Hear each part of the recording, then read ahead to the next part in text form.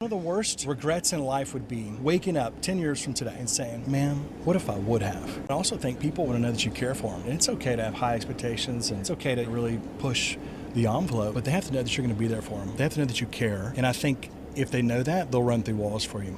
100%. I'm going to challenge you right now. I want you to take me back to the most life-changing conversation you ever had. What is the greatest piece of advice you've received throughout your career? One of my favorite quotes is, are we playing not to lose, or are we playing to win? Like, we're in this to play to win, right? And so I think for me, that was just an attitude. Like, we're not going to do the standard things that people tell you to do. We're not going to go and just check a box. We're going to be different. We're going to be a game changer. We're going to be a trailblazer. People operate on defense, man. You got to attack. It drives me nuts. One of the worst regrets in life would be waking up 10 years from today and saying, man, what if I would have? I would hate that. But if you look at the wealthiest people in the world, they had a very consolidated portfolio. They went all in on just one or two things, and they worked really well. What was the most amount of money that you made in a single year? About $200 million. That's personal. And that was personal. The company does about $1.5 billion in volume, but I've got other things too that I do. $1.5 billion? Yeah.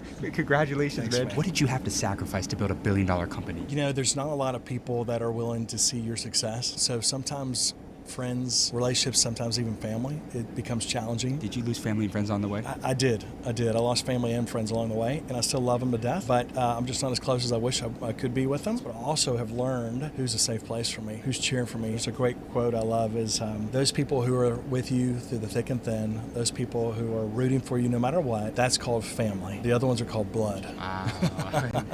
And there's a difference. There's a difference. That's right. What was the lowest point in your career?